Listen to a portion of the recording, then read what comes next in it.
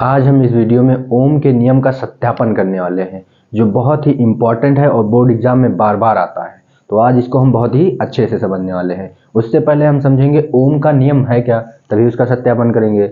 अगर इसको डिटेल में देखना है तो इसकी पहले वीडियो बना रखी है, हालांकि यहाँ भी मैं समझाऊंगा क्या है ओम का नियम क्या है। ओम का नियम में आपको 2 पॉइंट्स याद रखने हैं। क्या किन्होंने दिया था ये पहले बता देता हूँ आपको। चार्ल्स साइमन ओम ने दिया था। कब दिया था? 1828 में। ये आपके नॉलेज के लिए है, कोई इम्पोर्टेंट लिखना जरूरी नहीं, लेकिन आपको पता हो तो अच्छी बात है। 2 पॉइंट्स क्या थे? पहला पॉइंट था, इन्होंने बताया, इन्होंने रोक लगाया, इन्होंने कंडीशन दिया कि ये कंडीशन फॉलो होगी तो ओम का नियम लगेगा। कंडीशन क्या थी? यदि किसी चालक की भौतिक अवस्थाएं, क्या भैया? भौतिक अवस्थाएं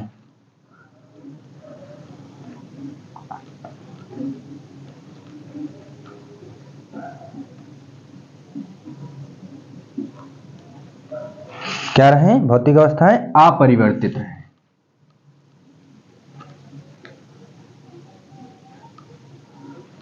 अपरिवर्तित भौतिक अवस्थाएं क्या होती हैं? जैसे ताप, दाब, लंबाई आदि, ये सब क्या है? अपरिवर्तित है। किसकी? किसी चालक की। तो उस पर ओम का नियम लगेगा। ये थी कंडीशन। अब आएगा रूल। रूल क्या था? यदि किसी चालक में प्रवाहित धारा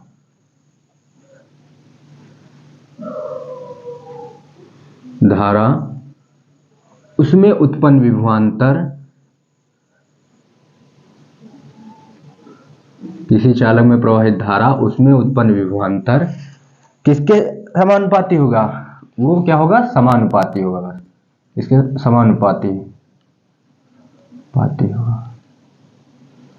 जो धारा है वो किसके समानुपाती होगी? विभवांतर के समानुपाती होगी। ये था नियम। अब आते हैं मैथमेटिकल फॉर्म पे। मैथमेटिकल फॉर्म क्या है? धारा किससे प्रदर्शित करते हैं? I से। विभवांतर किससे? V से। और समानुपाती का साइन क्या होता है? ये होता है समानुपाती का साइन। या अगर इसको सीधा करें तो क्या हो जाएगा? V समानुपाती I हो जाएगा। जब समानुपाती का साइन हटता है, इक्वल का साइन लगता है, तो एक कांस्टेंट बढ़ता है। तो क्या हो जाएगा? V बराबर इक्वल का साइन लग जाएगा, एक कांस्टेंट कौन बढ़ता है? R बढ़ता है, I तो रहेगा ही। तो यही है ओम का नियम। क्या है? V बराबर R I। V बराबर क्या है? R I है। V बराबर क्या है भैया? R I। जो ये R है, ये क्या वाला है? ये R क्या है? नियतांक है। R क्या है भैया? नियतांक है। नियतांक है। और इस नियतांक को क्या कहते हैं? प्रतिरोध कहते हैं। नियतांक को क्या कहते हैं? प्रतिरोध कहते हैं। अगर R, इस R का अगर वैल्यू निकालें तो क्या निकलेगी? R का निकालें तो R को चाहिए, तो I को उधर भेज दो तो क्या हो जाएगा? R बराबर V बाई I। गुणे में है तो नीचे भाग में जाएगा। ये आ जाएगा नियतांक का मान कह लो या प्रतिरोध का मान कह लो। ये था ओम का नियम। ठीक। अब ओम के नियम को समझ गए हैं तो सत्यापन समझने में कोई दिक्कत नहीं होगी। क्या करना था? जो आज जिस टॉपिक पे हमें काम करना है आज, वो क्या है? ओम के नियम का सत्यापन। आज का जो टॉपिक था हमारा वो है ओम के नियम का सत्यापन। नियम का सत्यापन। इसको करने के पहले, इस सत्यापन करने से पहले एक क्वेश्चन रिज्यूम करना है। क्वेश्चन की तरह, यदि किसी चालक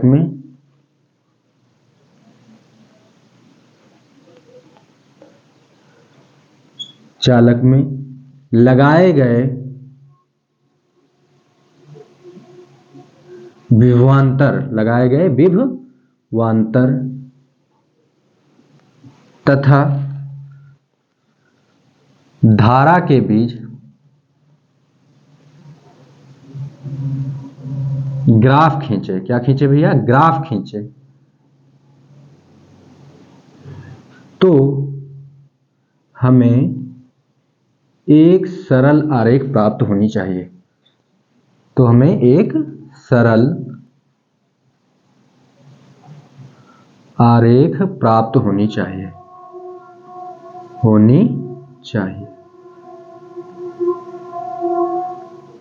क्या होनी चाहिए? सरल आरेख प्राप्त हो। क्वेश्चन ये हमारा, किसी चालक में लगाए गए विभवांतर तथा धारा के बीच ग्राफ खींचे तो एक सरल आरेख मिलनी चाहिए। तो ऐसा हमको प्राप्त करने के लिए क्या क्या करना है वो समझते हैं। सबसे पहले हम एक चित्र बनाएंगे। क्या बनाएंगे भैया? एक चित्र बनाएंगे। वो चित्र क्या होगा? कुछ ऐसे होगा।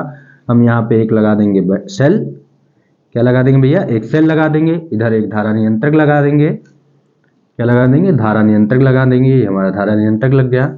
और फिर इधर से जाएंगे तो एक कुंजी लगा देंगे, क्या लगा देंगे भैया, एक कुंजी लगा देंगे, कुंजी क्या होगी, के होगी, ठीक है। फिर आगे जाएंगे, एक अमीटर जोड़ देंगे, क्या जोड़ देंगे, अमीटर जोड़ देंगे। फिर आगे यहाँ पे प्रतिरोधक तार जोड़ देंगे, क्या प्रतिरोध जोड़ देंगे या प्रतिरोधक तार कहते हैं उसको।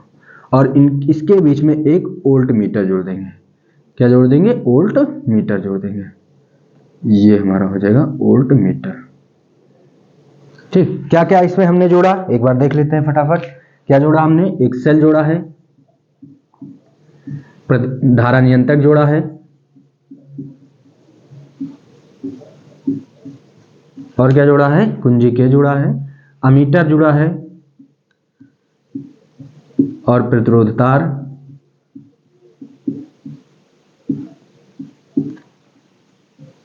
तथा क्या और क्या जुड़ा है, ये भैया क्या है हमारा वोल्ट मीटर जुड़ा है। वोल्ट मीटर का क्या काम होगा, वोल्ट मीटर का काम होगा प्रतिरोधक तार के बिंदुओं के बीच में विभवांतर निकालने का, जो हमें चाहिए।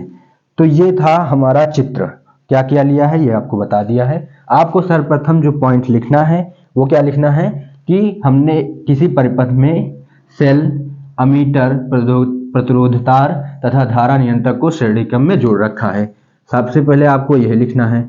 और प्रतिरोध तार के बीच में वोल्ट मीटर जोड़ा है। तो मैं यहाँ चित्रानुसार लिख देता हूँ, आप यहाँ समझ जाएंगे, चित्र को देख के लिखना है, चित्रानुसार जो लिखना है मैंने बता दिया, ठीक। चित्रानुसार क्या लिखना है कि किसी परिपथ में सेल, अमीटर, प्रतिरोध तार और तथा धारा नियंत्रक को श्रेणी क्रम में जोड़ रखा है, प्रतिरोध तार के बीच में वोल्ट मीटर जोड़ा है। फिर आपको अगला पॉइंट क्या लिखना है, कुंजी के बारे में लिखना है।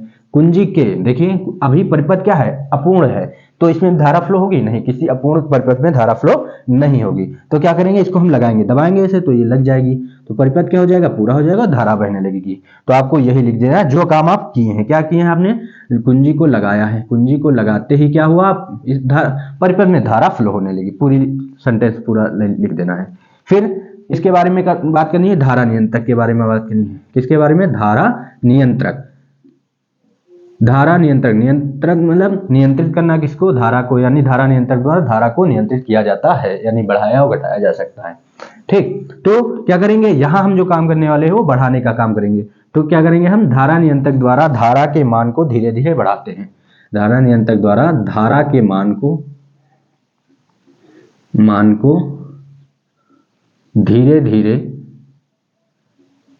बढ़ाते हैं। क्या करते हैं, बढ़ाते हैं, ठीक, बढ़ाते हैं भैया। जब धारा नियंत्रक द्वारा धारा के मान को धीरे धीरे बढ़ाएंगे तो क्या होगा, जैसे मान लीजिए हमने धारा नियंत्रक द्वारा 10 एम्पीयर की धारा छोड़ी, तो प्रतिरोध तार में कितनी धारा पहुंचेगी, 10 एम्पीयर की। तो जो वोल्ट मीटर है वो क्या बताता है, विभवांतर। तो इन दोनों के बीच में जो विभवांतर निकलेगा वो मान लीजिए 10 वोल्ट निकलेगा। और जब इसमें 15 बढ़ाएंगे, 15 की डालेंगे तो उस हिसाब से 20 डालेंगे धारा, तो उस हिसाब से निकलेगा। यानी कि क्या करेंगे, लिखेंगे हम कि धारा के प्रत्येक मान पर वोल्ट मीटर का विभवांतर जो है इन दोनों के बीच में जो विभवांतर निकलेगा उसको वोल्ट मीटर में पढ़ लेंगे।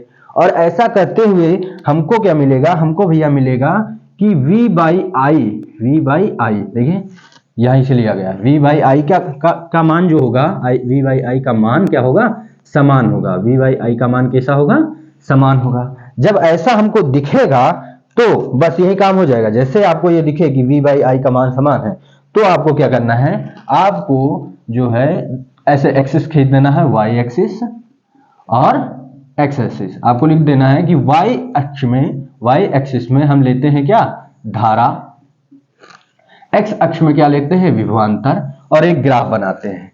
आपको रफली समझाऊं तो, अगर समझें तो मान लीजिए ये मैंने इधर धारा ली Y अक्ष में, विभवांतर X अक्ष में लिया।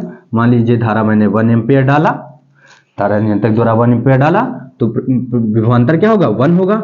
तो ये कुछ ऐसे हो जाएगा। मान लीजिए 2 एम्पीयर डाला, तो ये यहाँ जो विभवांतर मान लीजिए 2 मिला।